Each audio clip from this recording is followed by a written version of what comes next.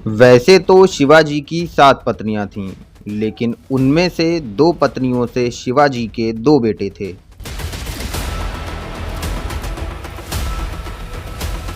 एक शंभाजी जो पत्नी साईबाई से पैदा हुए थे और दूसरे राजाराम जो सोयराबाई से पैदा हुए थे। 21 अप्रैल 1680 को शिवाजी के देहांत के बाद राजाराम को छत्रपति बनाया गया। शिवाजी के देहांत के समय शंभाजी पन्हाला के किले में कैद थे, जिन्हें बाद में छोड़ दिया गया। शंभाजी के वापस लौटने के बाद मराठा साम्राज्य में अंदर ही अंदर फूट पड़ गई। शंभाजी और राजाराम के बीच सिंहासन के लिए युद्ध शुरू हो गया और आखिरकार 20 जुलाई 1680 को शंभाजी राजाराम को गद्दी से हटाकर मराठा साम्राज्य के छत्रपति बन गए। शंभाजी ने राजाराम को कैद करके जेल में डाल दिया। शंभाजी की शादी येसुबाई से हुई, जिनसे एक पुत्र पैदा हुए जिनका नाम था शाहूजी। शंभाजी के समय में लगातार षड्यंत्र रचे जाते रहे। उनके साथी उनका साथ छोड़कर चले गए। उनके जागीरदारों ने विद्रोह कर दिया। शंभाजी को किसी भी मराठा सरदार पर भरोसा ना रहा, इसलिए उन्होंने राजकाज चलाने की पूरी जिम्मेदारी उत्तर भारत के एक ब्राह्मण कवि कलश को दे दी और शिवाजी द्वारा बनाई गई 8 मंत्रियों की परिषद अष्टप्रधान को समाप्त कर दिया गया। दूसरी ओर मुगल बादशाह औरंगजेब के पुत्र अकबर II ने अपने पिता के खिलाफ विद्रोह कर दिया। अकबर पाली नाम के गांव में शंभाजी से मिला था। शंभाजी ने अकबर को अपना सपोर्ट दिया, जिसकी वजह से औरंगजेब शंभाजी से नाराज हो गया। फरवरी 1689 में शंभाजी और कवि कलश को मुगल सेनापति मुकर्रब खान ने बंदी बना लिया। पहले इन्हें बहादुरगढ़ लाया गया और फिर कोरेगांव ले जाया गया और यहीं पर 11 मार्च 1689 को शंभाजी और कवि कलश की हत्या कर दी गई। शंभाजी की मौत के समय उनके बेटे शाहूजी केवल 7 साल के थे। शंभाजी की मौत के बाद मराठा मंत्रिपरिषद ने राजाराम, जिन्हें शंभाजी ने कैद किया हुआ था, उन्हें राजा डिक्लेयर कर दिया और फरवरी 1689 में राजाराम फिर से मराठा साम्राज्य के छत्रपति बन गए। लेकिन उन्हें डर था कि मुगल कभी भी अटैक कर सकते हैं, इसलिए ये तुरंत रायगढ़ से निकल गए और पन्हाला होते हुए जिंजी के किले में चले गए। 1689 में ही औरंगजेब ने रायगढ़ पर कब्जा कर लिया और शंभाजी की पत्नी येसुबाई और उनके बेटे शाहूजी, जो अभी भी रायगढ़ के किले में ही थे, उन दोनों को गिरफ्तार कर लिया। औरंगजेब ने राजाराम को पकड़ने के लिए 1691 में मुगल सेना को जिंजी के किले को घेरने के लिए भेजा। मुगल सेना ने जिंजी पहुंचकर जिंजी के किले को घेर लिया और 8 सालों तक राजाराम को जिंजी के किले में कैद करके रखा। 1698 में राजाराम जिंजी से निकलकर सतारा चले गए और उसे अपनी राजधानी बना लिया। सन 1700 में सतारा में ही राजाराम का देहांत हो गया। राजाराम की मौत के बाद उनके नाबालिग बेटे शिवाजी II को राजा डिक्लेयर करके राजाराम की पत्नी ताराबाई ने मराठा साम्राज्य का कंट्रोल अपने हाथ में ले लिया। इधर 1707 में औरंगजेब की मौत के बाद शंभाजी के बेटे शाहूजी, जो अभी भी मुगलों की कैद में थे, जुल्फिकार खान के कहने पर उन्हें कैद से रिहा कर दिया गया। 1707 में शाहूजी मराठा साम्राज्य में वापस लौटे और मराठा साम्राज्य पर अपना दावा ठोक दिया। खेड़ा नाम की जगह पर शाहूजी और ताराबाई की सेना के बीच लड़ाई हुई। ताराबाई हार गईं और भागकर महाराष्ट्र के दक्षिण में चली गईं और वहां से मराठा साम्राज्य को चलाने लगीं। इधर उत्तर में शाहूजी ने मराठा साम्राज्य को अपने हाथ में ले लिया और सतारा को अपनी राजधानी बनाकर शासन करने लगीं। इस तरह मराठा साम्राज्य 2 पार्ट्स में डिवाइड हो गया। एक दक्षिण में कोल्हापुर, जो ताराबाई के बेटे शिवाजी II के कंट्रोल में था, और दूसरा उत्तर में सतारा, जो शाहूजी के कंट्रोल में था। शाहूजी के गर्दिश के दिनों में बालाजी विश्वनाथ ने उनका सबसे ज्यादा साथ दिया था, इसलिए 1713 में शाहूजी ने इन्हें पेशवा बना दिया। यहीं से पेशवा का पद पैतृक हो गया। बालाजी विश्वनाथ की मौत के बाद उनके बेटे बाजीराव एक पेशवा बने। शाहूजी के समय से ही पेशवा की पावर छत्रपति के मुकाबले बढ़ती चली गई और आगे चलकर पेशवा को ही मराठा साम्राज्य का एक्चुअल किंग समझा जाने लगा। छत्रपति बस नाम का राजा रह गया था। कंपेयर किया जाए तो पेशवा की पोस्ट ठीक उसी तरह थी जिस तरह आज भारत के प्रधानमंत्री की पोस्ट है, और छत्रपति ठीक आज भारत के राष्ट्रपति की तरह बन चुका था। मराठों ने निजाम को हराया और एक एक करके गुजरात, मालवा और बुंदेलखंड को जीत लिया। बुंदेलखंड को जीतने के बाद ही छत्रसाल ने पेशवा की शान में एक दरबार लगाया, जहां एक फेमस मुस्लिम नर्तकी मस्तानी को पेश किया गया। यहीं से बाजीराव और मस्तानी की प्रेम कथा की शुरुआत हुई। छत्रसाल ने कालपी, सागर, झांसी और हृदयनगर के इलाके पेशवा को निजी जागीर के रूप में तोहफे में दिए। धीरे धीरे मराठे अपनी शक्ति और साम्राज्य बढ़ाते चले गए। 1759 तक मराठा साम्राज्य अपने चरम पर पहुंच चुका था। अब वो दिन आ चुका था जब मराठों ने अहमद शाह अब्दाली के बेटे तैमूर को पंजाब से निकाल दिया, जिसके बाद पानीपत का तीसरा युद्ध हुआ। अब्दाली ने इस युद्ध में मराठों को बुरी तरह हराया। इस युद्ध ने मराठों को चूर चूर कर दिया। महाराष्ट्र में शायद ही कोई परिवार ऐसा होगा जिसने किसी न किसी अपने को ना खोया हो।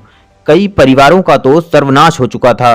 मराठों ने अपने कई राज्यों को खो दिया, लेकिन फिर भी मराठे अभी भी सबसे बड़ी शक्ति बने रहे। पानीपत के तीसरे युद्ध के बारे में डिटेल में जानने के लिए आप ये वीडियो देख सकते हैं, जिसका लिंक डिस्क्रिप्शन में दिया हुआ है। पानीपत के तीसरे युद्ध ने ये तय कर दिया था कि मराठे भारत पर राज नहीं करेंगे। जब तक मराठा साम्राज्य वापस अपनी शक्ति समेटकर खड़ा हो पाता, तब तक अंग्रेज इनसे निपटने के लिए तैयार हो चुके थे। पानीपत के युद्ध के बाद मराठे धीरे धीरे अपनी शक्ति वापस बटोर रहे थे। मराठों ने पानीपत में खोए हुए कई राज्यों को पेशवा माधवराव प्रथम की पेशवाई में वापस कब्जे में लेना शुरू कर दिया था।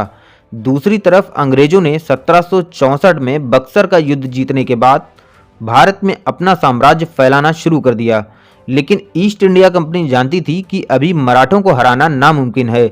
इसलिए ईस्ट इंडिया कंपनी ने अवध पर कब्जा नहीं किया और अवध को एक बफर स्टेट बनाकर रखा, ताकि अंग्रेजों और मराठों की सीमा एक दूसरे से दूर बनी रहे। 1772 में पेशवा माधवराव एक का देहांत हो गया और उनके छोटे भाई नारायण राव को अगला पेशवा बनाया गया, लेकिन नारायण राव के चाचा रघुनाथ राव खुद पेशवा बनना चाहते थे। इसलिए रघुनाथ राव ने पेशवा नारायण राव की हत्या करा दी और खुद पेशवा बन गया। 12 सदस्यों की मराठा काउंसिल रघुनाथ राव को पेशवा बनाने के पक्ष में नहीं थी, क्योंकि वो अपने भतीजे की हत्या करके पेशवा बना था।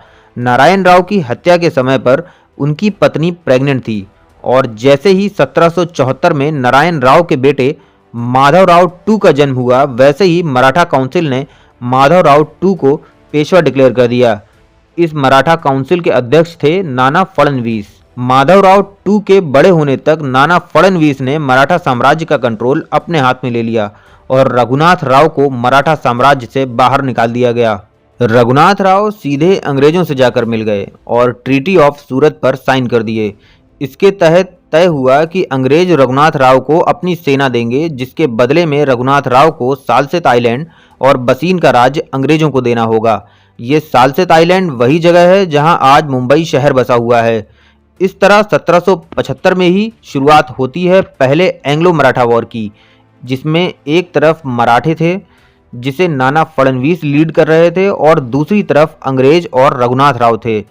इस पूरे युद्ध के दौरान नाना फडणवीस को समझ आ गया कि ब्रिटिश एक्चुअल में मराठाओं को हराकर पूरे भारतीय उपमहाद्वीप पर कब्जा करना चाहते हैं। इसलिए नाना फडणवीस ने हैदराबाद के निज़ाम, मैसूर के हैदर अली और मुगल बादशाह शाह आलम द्वितीय के साथ एक अलियांस बनाकर अंग्रेजों के खिलाफ युद्ध छेड़ दिया। हालांकि ये अलियांस 1780 में ही खत्म हो गया। 1782 में पहला एंग्लो मराठा वॉर खत्म हुआ, लेकिन किसी को कोई खास जीत नहीं मिली। लेकिन मराठों को इसमें जरूर फायदा हुआ। अंग्रेजों ने रघुनाथ राव का साथ छोड़ दिया, इसलिए इस युद्ध में मराठाओं की ही जीत बताई जाती है। 1782 में ट्रीटी ऑफ सालाबाई के बाद अब मराठे और ब्रिटिश साथ आ चुके थे। दोनों ने मिलकर अब मैसूर राज्य के खिलाफ युद्ध छेड़ दिया था। अंग्रेजों ने मराठाओं की मदद से मैसूर पर कब्जा कर लिया। मराठा साम्राज्य अब मराठा संघ बन चुका था, जिसमें 5 लोग शामिल थे। एक बड़ौदा के गायकवाड़, दूसरे नागपुर के भोंसले, तीसरे इंदौर के होलकर, चौथे ग्वालियर के सिंधिया और 5वें पूना के पेशवा। पूरे मराठा संघ का अध्यक्ष पेशवा को माना जाता था। 1795 में माधवराव टू का देहांत हो गया और रघुनाथ राव के बेटे बाजीराव टू को पेशवा बनाया गया। बाजीराव टू के संबंध इंदौर के होलकर से बिल्कुल भी अच्छे नहीं थे। 1801 में बाजीराव टू ने इंदौर के जसवंत राव होलकर के भाई विट्ठू जी को बेरहमी से मार डाला। गुस्साए जसवंत राव होलकर ने 1802 में पूना पर आक्रमण कर दिया और पेशवा और सिंधिया की सेना को हराकर पूना पर अधिकार कर लिया। पेशवा बाजीराव टू ने भागकर अंग्रेजों से मदद मांगी। अंग्रेजों ने भी इसे एक अपॉर्चुनिटी की तरह देखा और बाजीराव टू के साथ ट्रीटी ऑफ बसीन पर साइन किया। इसके तहत पेशवा ने अंग्रेजी संरक्षण और पूना में ब्रिटिश सेना रखना स्वीकार कर लिया। सूरतनगर ईस्ट इंडिया कंपनी को दे दिया और निजाम से चौथ लेने का अधिकार छोड़ दिया और अपने दूसरे राज्यों का कंट्रोल अंग्रेजों को दे दिया। इस तरह पेशवा बाजीराव ने अपनी सुरक्षा की कीमत के रूप में स्वतंत्रता का बलिदान कर दिया। इस ट्रीटी ने एक ही क्षण में ब्रिटिश ताकत को तिगुना कर दिया। इतिहासकार ओवन लिखते हैं कि इस ट्रीटी ने कंपनी को भारत का साम्राज्य दे दिया।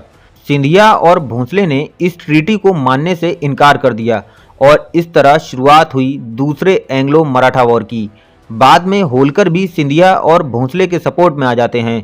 दूसरी तरफ अंग्रेजों को भी पेशवा से पूरा सपोर्ट मिल रहा था और गायकवाड़ भी अंग्रेजों को अपना समर्थन दे रहे थे। अंग्रेज इस युद्ध में जीत जाते हैं और एक बहुत बड़ा हिस्सा अंग्रेजों के कब्जे में चला जाता है, जिसमें दिल्ली, आगरा, बुंदेलखंड, अहमदनगर शामिल था। इसके अलावा गुजरात और राजस्थान के कई इलाके भी अंग्रेजों के कब्जे में आ गए। युद्ध के बाद बाजीराव टू को दोबारा मराठा संघ का पेशवा बना दिया गया, लेकिन अब वो अंग्रेजों की कठपुतली बन चुका था। लेकिन बाजीराव टू को कठपुतली बने रहना रास नहीं आ रहा था। आखिर आता भी कैसे? असीम ताकतों को अपनी ही गलतियों की वजह से जो खो दिया था। इसलिए 1817 में बाजीराव टू ने होलकर और भोंसले से हाथ मिला लिया और अफगान लीडर आमिर खान से भी हाथ मिलाया। बाद में सिंधिया भी इस संघ में शामिल हो गए और शुरुआत हुई तीसरे एंग्लो मराठा वॉर की। दूसरे एंग्लो मराठा वॉर के बाद ये सभी काफ़ी कमज़ोर हो चुके थे, इसलिए इस युद्ध में भी अंग्रेज जीत गए। तीसरे युद्ध में हार के बाद अंग्रेजों ने मराठा साम्राज्य पर पूरी तरह कब्जा कर लिया।